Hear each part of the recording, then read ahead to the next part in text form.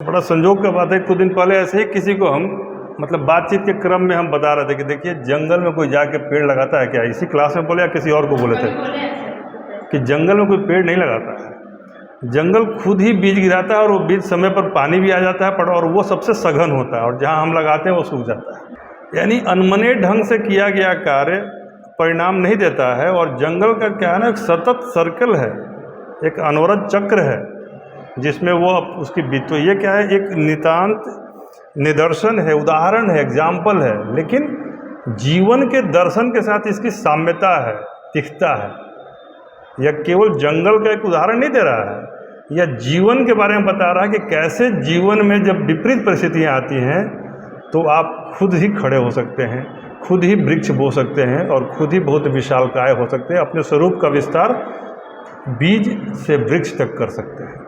और वृक्ष की विशालता की कोई सीमा है? 100-100 साल, 200-200 साल, 500-500 साल पुराने वृक्ष हैं नहीं। अब फ़र्ज़ कीजिए कि मान लीजिए हमने आपने से किसी से पूछा कि आप इस पर 2 या 4 लाइन बोलिए, हमने 2-4 लाइन बोल दिया, उसके बाद बोलिए, तो किसके मन में क्या था थोड़ा सा हम जानना भी चाहते हैं। इस टॉपिक पर यदि आपको बोलना हो, बोलना और लिखना बराबर है चूँकि हम बोल ही सकते हैं, तो क्या बोलेंगे? उदाहरण कुछ दीजिए या जैसे भी। सवाल समझ गए ना? जंगल अपने पेड़ स्वयं तैयार करता है, वह लोगों के जंगल में आकर बीज फेंकने का इंतजार नहीं करता। जंगल के समान ही ठीक है, अच्छा प्रयास किया। कुछ दिमाग में आ रहा है? अभी नहीं आ रहा, बहुत दिन बाद आई हो कुछ उर्वर विचार लेकर। इसको हम लोग अलग-अलग पर्सपेक्टिव से देख सकते हैं। थोड़ा सा अगर हम लोग इंडिपेंडेंस को ही देख, बाधाएं आई, लेकिन इंडिपेंडेंस मिलने में हम लोगों को लंबा टाइम है कि जंगल में जो भी है मतलब हमने किसी का वेट नहीं किया, वी स्टूड ऑन आवरसेल्व्स। ठीक है, अच्छा एग्जाम्पल। नॉर्मली है कि मान लीजिए इसकी भूमिका लिखनी हो, फर्ज कीजिए कि इसकी भूमिका शुरुआत करना है, तो क्या शुरू कर सकते हैं? फर्ज कीजिए कि आप एग्जाम में हैं और आपसे भूमिका पूछी जा रही है, तो ऐसे हम बता रहे हैं एक तरीका, वो टाइम फ्रेम की बात करता है, यहाँ टाइम फ्रेम की बात नहीं हो रही है ना। जैसे सिंपल कहिए कि अक्सर जब हम जंगल की बात करते हैं तो यह नकारात्मक शब्दों में ही आता है, चाहे जंगल की भयावहता हो या जंगल का राज हो। बिहार में तो वैसे भी जंगल राज शब्द एक गलत परिस्थिति और राजनीति का पर्याय बन चुका है। वैसे में जंगल के सकारात्मक पहलू को दर्शाता यह वाक्य हमें सकारात्मकता की ओर प्रेरित करता है। तो जंगल राज भी आपने बोला, भयावहता की बात बोली और वहाँ से आपने स्टार्ट किया कि जंगल राज में जो जंगल शब्द है वो केवल नकारात्मक ही नहीं है, उसके सकारात्मक परिणाम और निदर्श भी हैं। आइए देखते हैं कैसे। तो यह वाक्य उसी की ओर इंगित करता है। यहाँ से आप भूमिका शुरू कर सकते हैं। तो क्या होता है कि ऐसे मुझे लिखना होता तो पहला पंक्ति होता है कि मुश्किलें तो झेलनी है हर किसी को ज़माने में, शांत लहरों में नहीं मज़ा है तट से टकराने में। कवि की इन पंक्तियों में वही बात झलकता है जो एक जंगल के खुद के बीजों के रोपण और फिर से जंगल के पुनर्निर्माण की ओर प्रेरित करता है। तो इस तरह की बात जो है आपको अपने अंदर एक दिन में तो आएगा नहीं, तमाम जो किताबें पढ़ेंगे आप उन चीज़ों का निचोड़ है ये बात आपको कहीं से नहीं कोरिलेट करने में आ रहा कि नहीं कि जंगल एक निगेटिव टर्म का प्रतीक बना है। जब भी हम जंगल की बात करते हैं क्या ध्यान में आता है? एक कालापन, एक अंधेरा, एक जोखिम, डर और किसी तरह की व्यवस्था का न होना। लेकिन किसी ने सोचा कि जंगल भी एक सकारात्मक पहलू है कि रोज़ विध्वंस करता है, रोज़ निर्माण के लिए प्रेरित करता है। अपने ही वृक्ष जो है खुद ही उसको सहारा भी देते हैं, आसरा भी देते हैं और समय आने पर वह पुष्पित और पल्लवित भी होता है। तो ऐसे शब्दों का चयन, भावों का प्रेषण, यही सब निबंध की रिक्वायरमेंट होती है। और ये कैसे होगा? जब आप रेगुलर बेसिस पे थोड़ा थोड़ा करते रहेंगे। यह भी एक प्रक्रिया है, ठीक है ना। चलिए अगला देखते हैं। इसको हम और आप लोगों को देंगे कि लिखिए और लिखने के बाद फिर करेक्शन करके बताएंगे कि और क्या इसमें इम्प्रूवमेंट हो सकता है। देखिए, यदि विद्यार्थी के अंदर बहुत सारे गुण हों तो यूपीएससी करेगा कि नहीं करेगा गारंटी नहीं है, लेकिन यदि उसके अंदर भाषा पर नियंत्रण हो और प्रवाह हो तो बहुत संभावना है कि वह क्वालिफाई कर जाएगा। यानी एक गुण सारे गुणों पर भारी पड़ जाएगा। तो इसलिए निबंध जो बीपीएससी ने लाया है ना, देखिएगा अब इसको अच्छे लड़के मिलेंगे, क्वालिटी इम्प्रूव करेगी यदि यही स्तर बना रहा तो। नेक्स्ट देखिए, दूसरे सेगमेंट से देखते हैं। हम इतिहास निर्माता नहीं हैं बल्कि हम इतिहास द्वारा निर्मित हैं। इसको आप सोचिए, क्या समझ में आ रहा है? सोचिए, हम लिख रहे हैं हम इतिहास निर्माता नहीं हैं। क्या है इसे? हम इतिहास, इतने देर में आप लोग सोच लीजिए, इतिहास निर्माता नहीं हैं। क्या हैं हम? बल्कि स्वयं इतिहास द्वारा निर्मित हैं। या इतिहास को एक विषय के तौर पे आप क्यों देख रहे हैं? बहुत छोटा हो जाएगा। इतिहास एक विषय नहीं है। नहीं, हम बता नहीं रहे, हम आपके अंदर की बात को जगाने का प्रयास कर रहे हैं। बताना तो क्या है, वो मेरा कुछ भी हम बोल देंगे फिर आप उससे आगे नहीं सोच पाएंगे, क्योंकि आपके लिए बाउंड्री बन जाएगी। आप पहले बोलेंगे तो हो सकता है कि आप अपनी बात बोलें, यदि हम बोल देंगे उसके बाद आप बोलेंगे तो वो आप हमसे आगे नहीं बोल पाएंगे। देखिए, ऐसे विषयों में यह जान के, ओपन एंडेड टॉपिक है ये। कैसा टॉपिक है? ओपन एंडेड है। इसमें प्रूव भी हो सकता है और कॉन्स भी हो सकता है। Do you agree with the sentence और डोंट? इतिहास निर्माता ये अग्री नहीं करेगा कि हम इतिहास द्वारा निर्मित हैं। If you have the points, हमारे पास सिकंदर भी है, हमारे पास गौतम बुद्ध भी है, हमारे पास विवेकानंद भी है, महात्मा गांधी है, नेल्सन मंडेला, कांत, जितना भी आप नाम ले सकते हैं, अब्राहम लिंकन बहुत बड़ा उदाहरण, अंबेडकर, बहुत। तो क्या वो लोग इतिहास द्वारा निर्मित हैं? हम तो नहीं मानते। उन्होंने इतिहास का निर्माण किया। तो यह जो पंक्ति है यह विरोधाभासी पंक्ति है। इसको लिखना रिस्की है, क्योंकि आपने यदि ले लिया इसके पक्ष में फेवर और सामने वाला उसका एंटी फीलिंग का आ गया तो आपके मार्क्स अच्छे लेखन के बावजूद भी कम हो जाएंगे। हम लोग जब दे रहे थे यूपीएससी एग्ज़ाम तो उसके पहले कुछ दिन पहले आया था एक पेपर कि अबला तेरी यही कहानी, आंचल में दूध आँखों में पानी। बहुत ही सेंटिमेंटल है, बहुत ही लाजमी है और मतलब व्यवहारिक भी है कि है, समाज का संरचना दिखाता है, ऐसा ही है। औरत केयर भी कर रही है तो दूध क्या है? केयर का प्रतीक है, नर्चरिंग का प्रतीक है, विकास का प्रतीक है, अगले जनरेशन को अगले जनरेशन तक पहुंचाने का प्रतीक है। और आंखों में पानी उस दर्द और उस पीड़ा और उस संघर्ष, उसमें भी संयम रखने का प्रतीक है। तो वो कुछ कर नहीं रही है, केवल रो रही है। रिएक्शन बाय बॉडी नहीं, रिएक्शन बाय सोल आ रहा है। ठीक है, तो इस चीज़ को एक हमारे सीनियर थे, उन्होंने बड़ा मन से लिखा। आज वो बहुत अच्छे टीचर हैं बीपीएससी के, लेकिन वो खूब लिखे। लिखने के बाद बोले, हमसे जब बातचीत हो रही थी कि शुक्ला जी मन तो ऐसा किया कि यदि फ़ोटो स्टेट कॉपी होता तो इसका हम जिरोक्स करा लिए होते, फ़ोटो स्टेट करा लिए होते, क्योंकि हमको अपना ही राइटिंग पे खूब फिदा हो गया। नंबर आया तो शायद 45 या 48 नंबर आया आउट ऑफ 200, क्योंकि उनकी जो भावनाएं और उमड़ी होंगी उस समय, वो एग्जामिनर के भावनाओं के साथ मैच नहीं कर पाए, नंबर नहीं आया। तो निबंध में पहला तर्क तो ये ले लीजिए कि कभी भी ऐसे विषय का चुनाव मत कीजिए जो दुधारी हो। कम से कम जैसे लोकतंत्र है या इस तरह की जो बातें हैं जो एक तरफ जाती हैं, उसका चुनाव कीजिए। स्त्री पर लिखना या इस पर भी लिखिए तो ऐसा लिखिए कि एकदम दोनों पहलू लिखना होगा, और एक पहलू जिसके पास आपके पास अच्छे तर्क हैं उनको लिखिए। जैसे एक बार क्या हुआ कि पश्चिमी सभ्यता के भारतीय पूर्वी सभ्यता या भारत जैसे देश पर बढ़ते हुए प्रभाव पर कहीं पर वाद विवाद प्रतियोगिता हो रही थी। ठीक है, समझ में आ रहा है? Influence of western culture on Indian generation, जो बाद में मैंने यहाँ भी एक दिन करवाया था। उसमें क्या हुआ कि लास्ट में चूँकि सब लोग भाषण दे रहे थे तो हम भी सोचे कि हम भी कुछ बोल देते हैं, तो लास्ट में हम चले गए। मेरे जस्ट पहले एक लड़की ने भाषण दिया, तो पीछे का तो मुझे कुछ याद नहीं था, उसी का भाषण याद था, और वो पश्चिमी सभ्यता के फेवर में बोल रही थी कि यदि आज पश्चिमी सभ्यता नहीं रहता, उसका प्रभाव नहीं रहता हमारे ऊपर, तो मैं इस साउंड बॉक्स में अपनी बात बोल नहीं पाती। इस माइक के सामने खड़े होकर जब मैं बोल पा रही हूँ, यह पश्चिमी सभ्यता की देन है, या साउंड बॉक्स भी उसी का देन है। फिर उसने तमाम ऐसी बातें की पश्चिमी सभ्यता के फेवर में। मुझे कुछ और याद नहीं रहा, केवल उसी का बात याद रहा।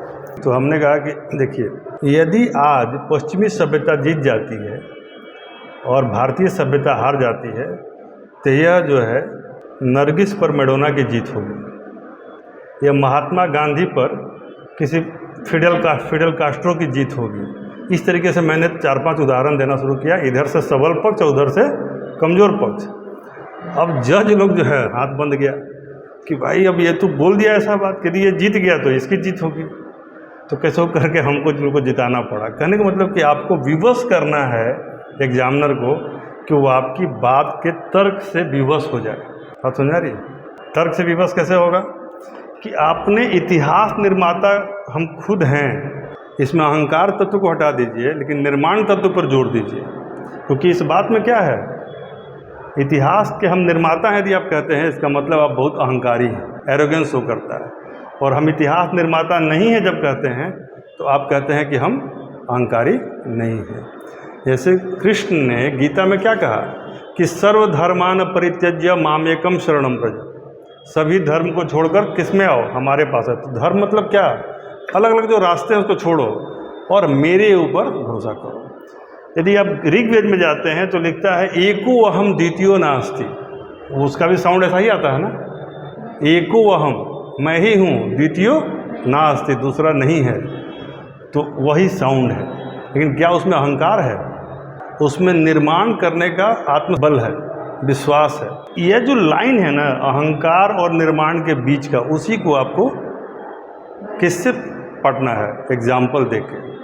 तो आपको दिखाना है कि नहीं, मनुष्य इतना आत्मबल से युक्त होता है कि यूं तो एक चादर में सिमट सकता है इंसान, लेकिन खुद को फैलाए तो जहां भी कम है। कौन जानता था कि 5 फुट 4 इंच का हिटलर और मुसोलिनी एक दिन इतिहास बना देगा। आप ठीक है, आप उसके ऊपर तमाम ये कर सकते हैं, लेकिन क्या विश्व युद्ध की जो शर्तें थी उन पर लादी गई वो उनके उकसाने के लिए पर्याप्त नहीं था? क्यों एक सिपाही यह निर्णय ले लेता है कि मैं अगले दिन दुनिया को रौंद दूंगा, जब वक्त आएगा तो एक सेना खड़ी करूंगा और संयुक्त सेनाओं को भी हरा दूंगा, और हरा देता है। एक बार अर्जुन रणतुंगा का नाम आपने सुना होगा, क्रिकेट के कैप्टन थे श्रीलंका के, और ऑस्ट्रेलियन टीम ने उस वर्ल्ड कप में वहाँ जाने से मना कर दिया था कि हम लोग नहीं जाएंगे, वहाँ लिट्टे का बहुत आतंकवाद है, इसलिए वहाँ पे नहीं खेलेंगे।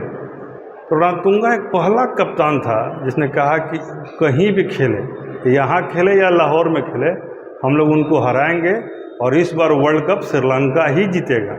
जबकि श्रीलंका की उसमें कैपेसिटी नहीं थी वर्ल्ड कप जीतने की, लेकिन कप्तान के इस बयान ने क्या किया कि पूरे श्रीलंका में एक आवेश पैदा कर दिया, एक संबल आया, हिम्मत आया, आत्मबल आया, और लाहौर में फाइनल में श्रीलंका की मुलाकात ऑस्ट्रेलिया से हुई और उसने हरा दिया ऑस्ट्रेलिया को, जो कि उस समय का वर्ल्ड चैंपियन नहीं भी था, क्योंकि 92 में तो पाकिस्तान चैंपियन था, लेकिन नंबर 1 टीम थी, और उसको हराया और अंत तक आउट नहीं हुआ। नहीं, Arjun Ranatunga man of the series था, रविंद्र सिल्वा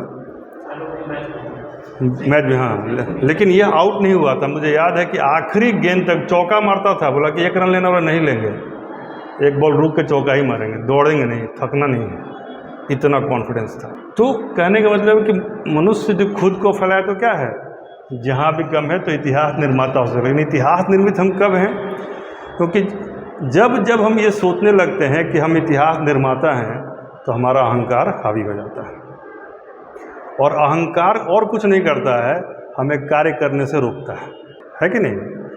तो हम लोग क्या करते हैं, पूरे भारतीय जो सिस्टम है सोचने का, फिलॉसफी का, उसमें बताया जाता है कि आप कर्ता नहीं है, कर्ता कोई और है, आप उसके कठपुतली मात्र हैं, आपका नियंत्रण कहीं और चल रहा है, वो इसकी बात कर रहा है। यहाँ इतिहास एक वर्ड जरूर है, लेकिन हमें क्या कहा जा रहा है कि हम कर्ता का भान त्याग दें। हम कर्ता नहीं हैं, करवा कोई और रहा है, करते हो तुम कन्हैया मेरा नाम हो रहा है, मेरा आपकी कृपा से सब काम हो रहा है। तो यहाँ क्या है, उसी भाव को जागृत कर रहा है कि हम कर्ता नहीं है, हम क्या है, मात्र किसी अन्य शक्ति के हम कठपुतली हैं। तो क्या मनुष्य हमेशा हर समय कठपुतली है? नहीं, ये इसलिए कठपुतली कह रहा है या कह रहा है कि अब कर्ता मत बनिए, ताकि जब इक्वल पोटेंशियल में डिफरेंट रिजल्ट आएगा तो आप अब बर्दाश्त नहीं कर पाइएगा। मान लीजिए इस क्लास में 100 बच्चे हैं और सब में समान टैलेंट है, तो सबको IAS बन जाना चाहिए, होता है क्या? एक क्लास में 100 बच्चे होते हैं, सब उसी कंडीशन में पढ़ रहे हैं, उसी टीचर से पढ़ रहे हैं, उन्हीं किताबों से पढ़ रहे हैं, सबके पीछे उतना ही बैकअप है, तो क्या सब वही बन जाएंगे? तो इक्वल प्रिपरेशन के बावजूद इक्वल रिजल्ट नहीं आ रहा है, तो आप क्या कीजिएगा, फिर निगेटिविटी से भर जाइएगा। तो यहाँ पर जब आप मानते हैं कि हम कर्ता नहीं हैं, तो मन में क्या विचार आता है कि जाहि विधि राखे राम ताहि विधि रही है, और विधि का विधान जान हानि लाभ सही है, ये नहीं कहा जाता है। कि विधि का विधान जान हानि लाभ सही है, जाही विधि राखे राम ताही विधि रहिए। तो आप उस विधि से रहिएगा तो आपको लगेगा कि चलिए यह जो भी है ईश्वर की मर्जी होगी, जरूर कुछ न कुछ ईश्वर ने सोचा होगा। तो ये कमज़ोरों का हथकंडा नहीं है, आपको निर्बल बनने से भी रोकता है। संतोष को क्या कहा गया है? सबसे बड़ा धन कहा गया। क्यों? क्योंकि यदि संतोष नहीं रहेगा तो कभी भी आप शांति से रह पाइएगा। और जीवन का परम लक्ष्य क्या है? आनंद। जीवन का हर व्यक्ति के जीवन का देखिएगा, कितना भी घुमा फिरा के बात कीजिएगा, अंतिम लक्ष्य यही है। मनुष्य का परम लक्ष्य क्या है? आनंद। बाकी सब चीज़ें इसके सहयोगी हैं। सुख से आनंद प्राप्त होता है, शांति से भी आनंद प्राप्त होता है, संतोष से भी आनंद की प्राप्ति होती है। और जिन चीज़ों से आपकी इंद्रियां तुष्ट होती हैं उससे भी आनंद की प्राप्ति होती है। यानी जिन चीज़ों से आपको कुछ भी मिल रहा है अंततः क्या मिलता है? आनंद। इसीलिए सभी रसों का निचोड़ क्या है? आनंद। आनंद प्राप्ति के लिए सब कुछ है और आपके पास संतोष ही नहीं है।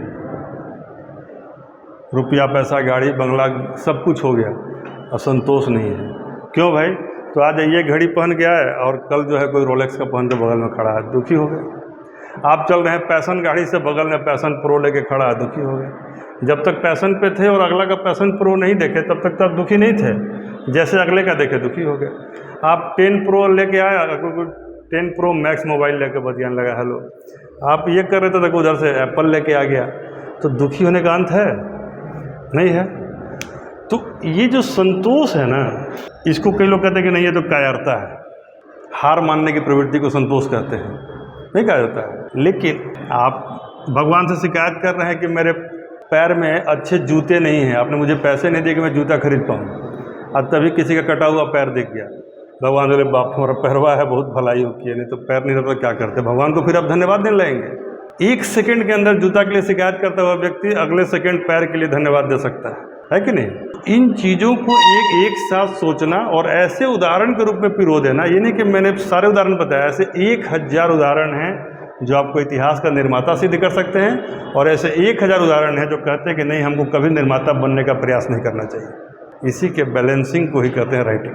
समझ में आ गया बात? और इसके लिए भारत के जीवन दर्शन को जानना, विदेशी सिद्धांतों को जानना, उनके कई कोटेशंस को जानना, कई अच्छे लोगों के विचारकों के, और तब लिखना, ऐसा कर सकते हैं। ठीक है, संतोष वाली बात भी कहीं ना कहीं यूज हो सकती है आपकी। और ऐसे तमाम चीज़ें हैं, जैसे कि आप बोलिएगा लिखिएगा तो इस पर फिर कलम रुकेगा नहीं, शुरू में लग रहा है कि लिख नहीं पाएंगे, और जब लिखना शुरू कीजिएगा तो लगेगा रुक नहीं पाएंगे। इसका तरीका होता है। निबंध में यदि 1 घंटे का टाइम मिला है ना,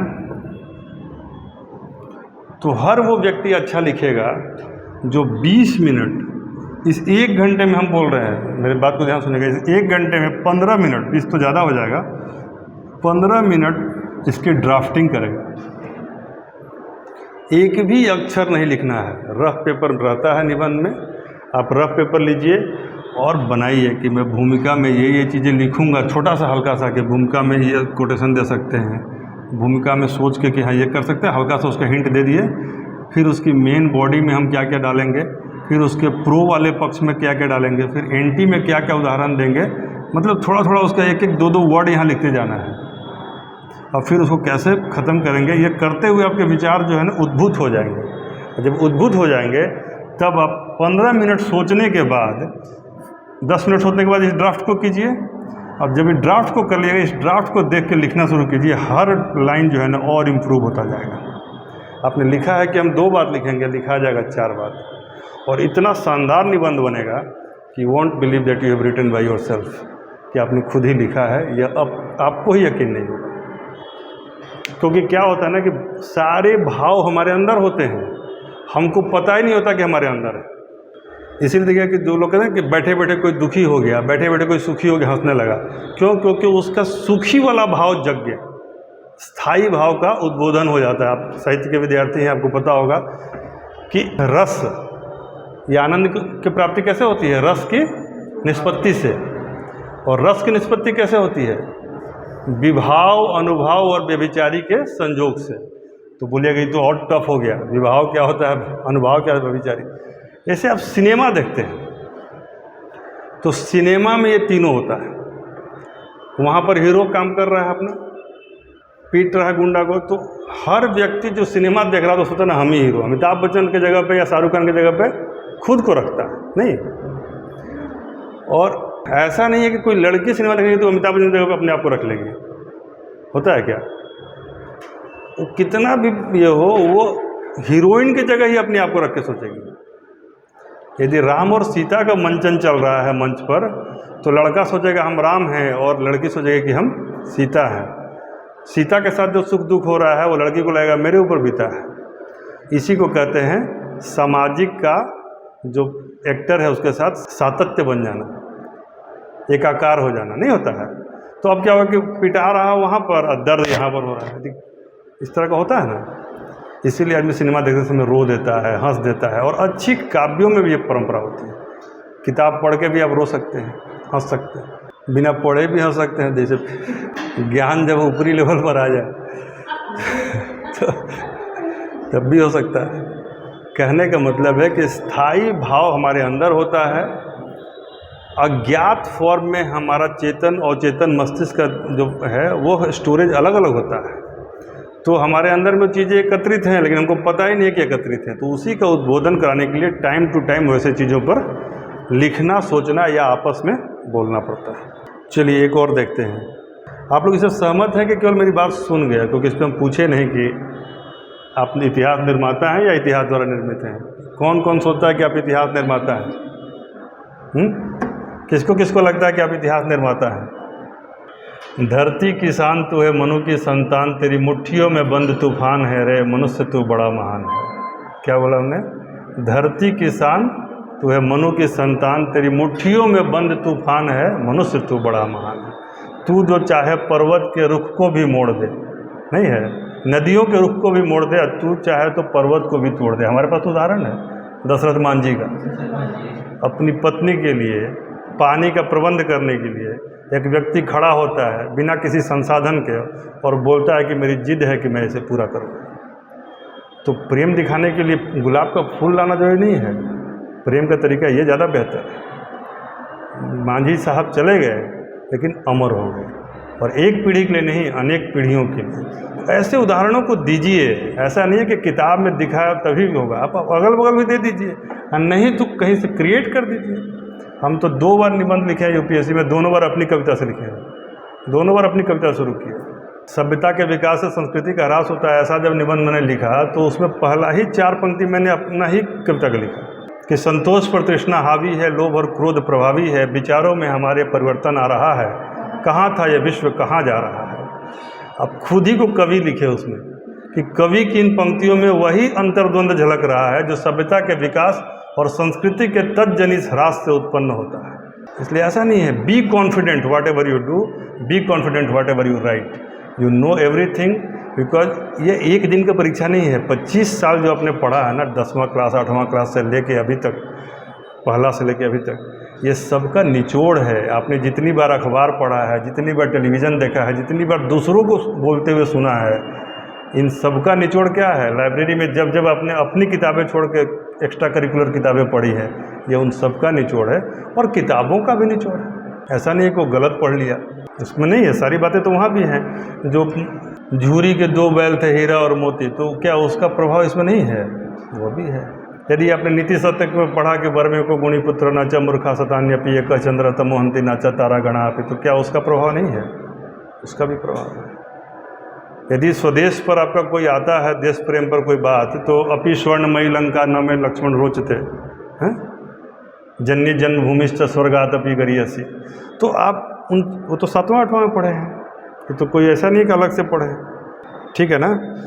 तो इतिहास निर्माता हम हैं, बन सकते हैं, लेकिन फैक्ट है कि शुरू में हमारा साथ क्या होता है, हम इतिहास के द्वारा निर्मित होते हैं, क्योंकि हमारी भावनाएं तभी जागृत होती हैं जब ऐसी परिस्थितियां होती हैं। कभी भी अमेरिका में जन्म लिया हुआ व्यक्ति उस स्थिति पर संघर्ष कर ही नहीं सकता है जिस स्थिति पर अफ्रीका का व्यक्ति कर रहा है। और कोई कह दे कि अफ्रीका के व्यक्ति के पास सेम परिस्थिति है तो सेम निर्माण नहीं कर सकता है, क्योंकि ठीक है एक आदमी का कहानी बनेगा लेकिन करोड़ों का कुर्बानी बनेगा, संभव नहीं है। तो परिस्थितियाँ, मान लीजिए आप भारत में जन्म लिए हैं तब ना ऐसा परिस्थिति आपको मिला है कि आप ऐसे जगह पर है जहाँ से आप किधर भी रास्ता ले सकते हैं। लेकिन अफ्रीका में जन्म होता तो 90% पानी ढोते रह जाते।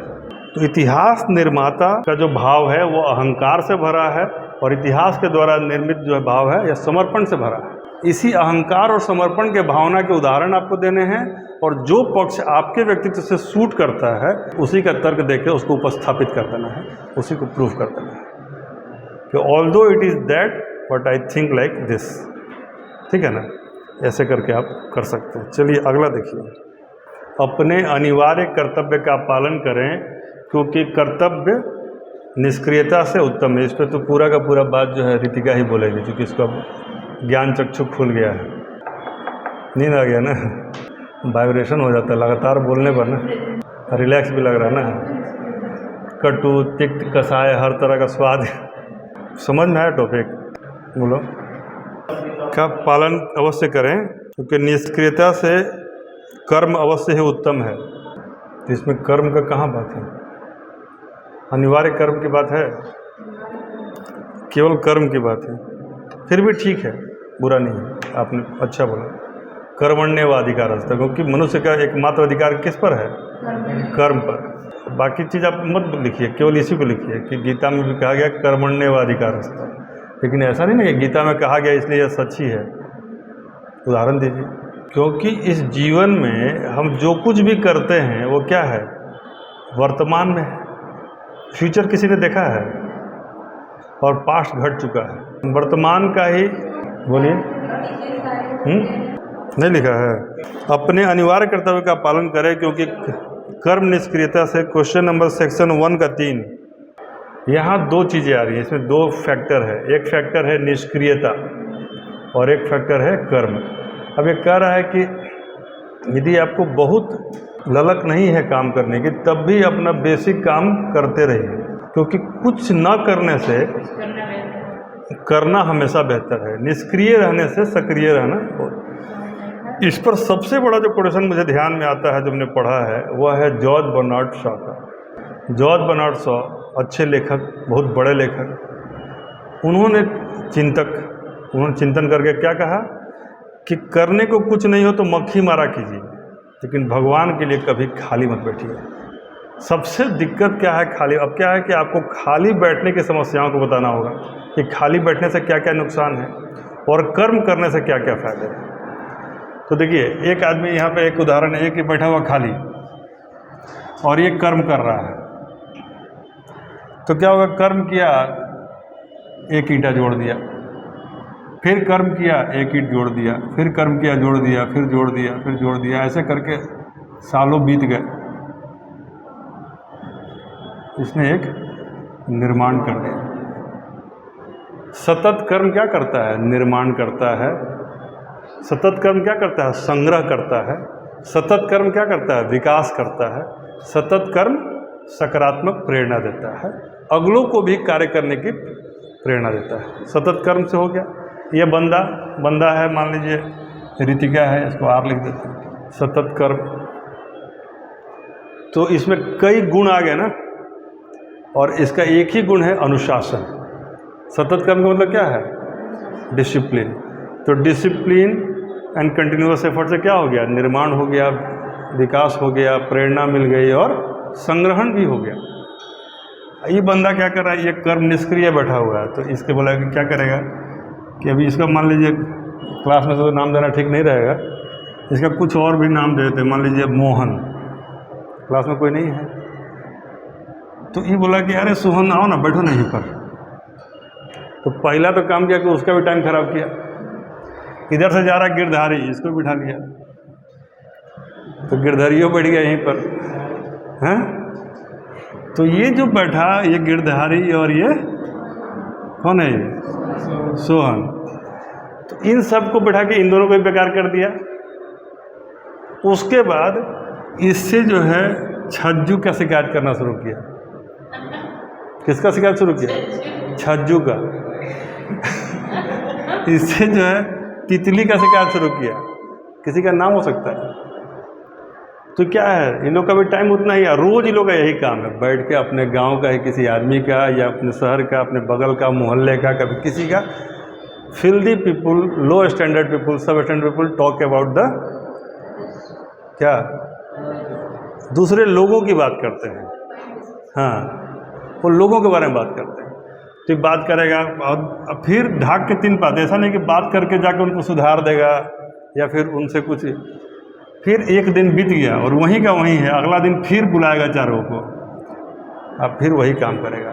निर्माण इसका नेट रिजल्टेंट क्या है? 0 है। तो निष्क्रिय मत बैठिए। तो एक मैंने उदाहरण बताया कि कुछ काम नहीं है तो मक्खी मारिए, कम से कम मक्खी का संख्या ही कम हो जाएगा, लेकिन खाली मत बैठिए। आप लोग कुछ उदाहरण बताइए, ऐसे श्लोक बोलिए या ऐसा कोई कोटेशन बोलिए या फिर ऐसी कोई कविता बोलिए जो इस बात को प्रमाणित करता है। सोचिए, आपके अंदर में है वो बात। गिरते हैं सर, सवारी में डाले जाते हैं। वो तिफल क्या गिरे जो घुटनों के बल चले। एटलीस्ट चलो नहीं तो रेनबो, या दौड़ो नहीं तो रेनबो, बैठो नहीं। हाँ, यदि दौड़ नहीं सकते, बिना कुछ किए जय जयकार नहीं होती, कोशिश करने वालों की कभी हार नहीं होती। बहुत अच्छा, आप कुछ सोचिए, सोचने की प्रक्रिया शुरू कीजिए। हाँ, लेकिन वो पॉजिटिव ही है, उसके लिए पॉजिटिव। जैसे कहिए कि समाज का भी बहुत सारा प्रभाव रहता है। एक है ना कि अजगर करे न चाकरी, पंछी करे न काम, दास मलुक के कह गए सबके दाता राम। तो हमारे समाज का एक बड़ा वर्ग ऐसा सोचता है। आप जब लिखिएगा तो पूर्व वर्ग कौन दोनों लिखना होगा ना। तो इसलिए लोगों को लगता है कि सब कुछ पूर्व नियत है, तो ऐसे में काम करने की ज़रूरत क्या है। और इन्हीं विचारों से प्रभावित होकर एक बड़ा वर्ग है जो कि इसी रास्ते पर चलता है और इसको श्रेयस मार्ग मानता है। 2 रास्ते हैं ना, श्रेय और प्रेय का, तो इसको श्रेयस्कर मानता है। ये है भी नहीं है उसी में, जैसे कि अब दर्शन बोले कि हमारे प्राचीन दर्शन में चारवाकी लोग भी होते थे, चारवाक दर्शन भी था। चारवाक ने क्या कहा था? तो इतिहास आपको हमेशा ही निबंध लेखन में मदद करता है, ध्यान रखिएगा। हिस्ट्री का जितना अच्छा नॉलेज होगा उतना ही आपका निबंध में अच्छे उदाहरण आएंगे। चारवाक ने क्या कहा था? यावत जीवेत सुखम जीवेत, ऋणम कृत्वा घृतम पिबेत, भस्मीभूतस्य देहस्य, लेकिन घी पूड़ी खाए। क्यों? क्योंकि भस्मीभूतस्य देहस्य पुनरागमनम कुतः, कि भस्मीभूत या देह जब भस्म हो जाएगा, जल के भस्म बन जाएगा, तो फिर से आगमन कैसे होगा? हाँ नहीं, ऐसा एक वर्ग सोचता है, ये नहीं कि आप भी कल से करने लगिएगा। मतलब एक वर्ग है जो सोचता है कि भाई हमको करने की ज़रूरत क्या है, लोग काम कर रहे हैं, हमारा जन्म हुआ आराम करने के लिए, हमने उनसे कुछ मांगा उनसे कुछ मांगा और बिना मेहनत के हमारा काम हो गया। मर जाने के बाद कौन पैसा लौटाने के लिए आने वाला है? जब राख हो गया शरीर तो किससे मांगेगा? ठीक है, भस्मीभूतस्य देहस्य पुनरागमनम कुतः। लेकिन हमारे परंपरा में यह भी कहा गया है कि परिश्रमेण ही सिद्ध्यन्ति कार्याणि न तु मनोरथ। बोलिए बोलिए, नहीं सुप्तस्य, हाँ, नहीं सुप्तस्य सिंहस्य प्रविशन्ति मुखे मुर्गा। हमको लगा मुर्गा। मृगा मतलब जानवर, मृग मतलब जानवर होता है। मृग जो है ना, हिरण को कहते हैं, लेकिन संस्कृत में व्यापक अर्थ में मृग मतलब जानवर होता है।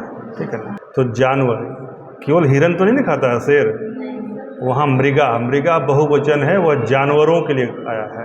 कि नहीं कि शेर मुंह बागे सोच गए, भले वो शेर है लेकिन बिना परिश्रम के कुछ संभव है क्या? सोए हुए शेर को, शेर का तो और खतरनाक सिचुएशन है, बताएंगे। सोए हुए शेर के मुंह खुला हुआ, जाके कोई उसके अंदर घुस जाएगा, मुँह खा लो, मुंह बंद करो। अब शेर के साथ दिक्कत क्या है कि लोग कहते हैं कि शेर का जिगर और शेर का जो हार्ट है छोटा होता है, बहुत बड़ा हार्ट होता नहीं है। तो वो यदि 100 मीटर 200 मीटर एक रफ्तार में दौड़ जाए तो फिर वो दौड़ने लगने रहता है, थक जाता है जल्दी। तो इसलिए उसको यदि तुरंत शिकार मिला तो ठीक है, तो बहुत ज़्यादा शिकार वो करता नहीं, फिर शेरनी शिकार करती है, उसको उसी को खाता है। तो इसीलिए आधुनिक संदर्भ में भी जो लोग, जिन लोगों की पत्नियां उनको खाना ला के देती हैं, वो शेर हैं। तो हम तो, आप सुनी नहीं, हम वही बात बोल रहे हैं कि आधुनिक संदर्भ में जिन लोगों को पत्नियां खाना बना के देती हैं वो शेर हैं। नहीं तो देखिए सब बिल्ली बने हुए। हाँ, अभी बाहर हो लेकिन छटपटा रहे हैं। कोई नहीं। तो ये टॉपिक ऐसा था, अच्छा टॉपिक था, समझ में आ रही है बात? देखिए, उत्कृष्ट कला हमारे अनुभव को प्रकाशित करती है या सत्य को उद्घाटित करती है। उत्कृष्ट कला हमारे अनुभव को प्रकाशित करती है या सत्य को उद्घाटित करती है, या सत्य को उद्घाटित करती है। इस पे कुछ पढ़ा है कहीं आप लोगों ने, कुछ जानकारी है थोड़ा बहुत भी? उद्घाटित करती है। जैसे देखिए, ध्यान से समझिएगा, मतलब इसको पढ़ने के बाद मेरे दिमाग में जो आ रहा है वो हम बोल रहे हैं। ऐसा नहीं है कि यही एक तरीका है, कई तरीके हो सकते हैं। जैसे मान लीजिए यहाँ पर एक वृक्ष है, ठीक है, एक वृक्ष है, एक कलाकार आता है, उसको देखता है, वृक्ष को इधर देख रहा है, इधर देख ही नहीं रही, ठीक है, इधर देख रहा है। अब ये जाके एक चित्र बनाता है, इस पर चित्र बना रहा है कलम पेन ब्रश लेके। तो अब आप समझिए कि यह कला है जो चित्र इस पर होगी, और इसको एक आदमी तीसरा आता है जो इसको देख के इसका विश्लेषण करता है। ऐसे ही ना होता है, ये विश्लेषण ही नहीं करेगा, विश्लेषण तीसरा करेगा। तो ओरिजिनल क्या है? यह है। उसके बाद ये कहाँ गया? नंबर 1 यहाँ पर है, नंबर 2 इसके आँख में गया, नंबर 3 यहाँ पर आया, और चौथा ये है। क्या कभी चित्र को देखते समय सोच रहे हैं कि हम चौथा चित्र देख रहे हैं? आपको लगता है कि हमने तो एक्चुअल देख लिया। अरस्तु ने कहा था कला के बारे में कि यह सत्य से 3 गुना दूर होता है। अरिस्टोटल, अरस्तु ने कहा था, वैसे कला के बारे में अरस्तु का विचार है कि यह सत्य से कितना दूर होता है? 3 गुना दूर होता है। तो हो रहा है ना, यह सत्य है, 1 2 3, कला वहाँ तक दूर हो गया, 3 गुना दूर हो गया। तो अब ये निबंध का विषय क्या है? तो यह तो तय है कि सत्य को उद्घाटित करती है, क्योंकि यह जो चित्र है वही चित्र वहाँ बन रहा है। तो यह हम नहीं कह सकते कि सत्य को उद्घाटित नहीं कर रहा है, लेकिन यह एग्जैक्टली सत्य ही है यह भी नहीं कह सकते हैं, क्योंकि डिस्टोर्शन संभव है। कई बार हम देख के नहीं, कल्पना करके कलाकारिता करते हैं। तो यह कला उत्कृष्ट है या वो कल्पना वाली उत्कृष्ट है? जैसे हमने कई बार देखिए आजकल साइंस फिक्शन बनता है, तो स्टार वार्स और वहाँ की चीज़ों को बनाया जाता है। कई ऐसी चीज़ें हैं जो कि आपने देखा नहीं, लेकिन उसकी कल्पना करके तस्वीर बना दे रहे हैं, नहीं होता है? इस तरह का कुछ है भी, गाना वगैरह भी है, कल्पना से भी खूबसूरत, और ये सब यानी कल्पना को लोग मानते ही हैं कि हम कल्पना में कोई घटिया चीज़ देखते हैं। अब कुछ लोग हैं जो उसी पे आमादा हैं, उसका बात नहीं कर रहे हैं, लेकिन नॉर्मली कल्पना क्या है? बेहतर की होती है। हम जहाँ हैं उससे बेहतर को हम कल्पना करते हैं। तो जो कल्पना वाला जो होगा वह तो बेहतर को उद्घाटित करेगा नहीं करेगा? जो कल्पना वाली कला होगी वह देख के बनाएगी कला से बेहतर होगी कि नहीं होगी? होगी ना। तो अनुभव, मान लीजिए आप गए हैं कहाँ पर? अमेरिका, और किस जगह पर गए? Niagara fall. तो वो देखकर आप आ गए, अगले को बताना चाह रहे हैं, फोटो वोटो कैमरा का हिसाब किताब है नहीं, तो यहाँ पर पेंट ब्रश लेके आप बैठ गए उसको पेंट करने के लिए। तो पेंट करने के बाद जो कला बनी वह क्या है? आपके अनुभव से जो चीज़ें आपने कलेक्ट की हैं उसको फिर आपने रिप्रेजेंट किया, तो अक्सर वह उत्कृष्ट कला की श्रेणी में आएगा। यानी जो कलाएँ अनुभव से चित्रित बनती हैं या बनाई जाती हैं वो क्या है? उत्कृष्ट की श्रेणी में है। और जो कॉपी की जाती है वो सेकेंडरी श्रेणी में है, अनुभव से नहीं है। हमने आपका देखा और कॉपी मार दिया, बनाया हमने भी आपका, लेकिन वो अनुभवजन्य नहीं है। वो क्या है? कॉपी को क्या बोलते हैं हिंदी में? वही पुनर्रचना कहीं ना कहीं। तो अनुभवजन्य कला बेहतर होती है। अब अनुभवजन्य कला के रूप पर भी आपको आना पड़ेगा इसमें, कि कला से हम क्या समझते हैं? What is art and how many forms of arts are there. आप जो कला का मतलब ये मत सोचना केवल चित्र बना दिया वो कला है। यदि आपने कोई काव्य लिख दिया वो भी कला है, यदि कोई किताब लिख दिया वो भी कला है, कोई मूर्ति बना दी वो भी कला है, कोई खाना बना दिया वो भी कला है, कोई नाटक कर दिए वो भी कला है, नाट्य कला है। सबसे पुरानी कला में से नाटक की विधा आती है, संगीत की कला है। अनुभव जो है इन चीज़ों को संपुष्ट करता है कि नहीं करता है? एकदम करेगा। तो आप लिखिएगा कि जैसे दृश्य कला होती है, श्रव्य कला होती है, और उसी से संदर्भित काव्य हो जाएंगे, दृश्य काव्य हो जाएंगे, श्रव्य काव्य हो जाएंगे, चित्र काव्य हो जाएंगे। तो जब अनुभव उसमें डाला जाएगा तो बेहतर होगा कि नहीं? प्रेमचंद की किताबें क्यों बेहतर मानी जाती हैं? उसमें अनुभवजन्य है, तो अनुभवजन्य कलाएँ उत्कृष्ट होती हैं। जैसे किसी व्यक्ति ने एलियन को देखा होता तो एलियन का बेहतर चित्र बनाता कि नहीं बनाता? कि उसके पास एलियन से मिलने का अनुभव है, बाकी तो कल्पनाशीलता है। तो प्रेमचंद की बात हो जाए, चाहे जितने भी आप उदाहरण देखते हैं, जैसे अभी राइटर एक बहुत प्रसिद्ध हैं चेतन भगत, उनकी किताबों में भी आपको अनुभवजन्यता दिखती है। अभी अलग बात है कि वो मॉडर्न अनुभव है और वो उनका प्राचीन अनुभव है। क्या कालिदास की किताबों में अनुभव नहीं था? वहाँ भी अनुभव था। क्या चार्ल्स डिकेंस की किताब में अनुभव नहीं है? वहाँ भी है। तो लेखक और कवि ये तो सहज तौर पर अनुभव को ही पिरोते हैं भाषा में या फिर अपने पद्यों में या गद्यों में, प्रोज में या पोएट्री में। तो अनुभव का बहुत बड़ा महत्व। इसी को अपने कैसे लिखना है, जो हमने बताया 15 मिनट इसके ड्राफ्ट बनाना है, फिर इसकी संरचना तैयार करनी है, उसके छोटे पॉइंट्स को लिख लेना है कि हमारे पास तर्कस में क्या क्या तीर हैं, और उसके हिसाब से 2-4 टारपीडो लगाते उसको दाग देना है और 45 मिनट लिखना है। यानी कि आपको टोटल लिखना कितना है?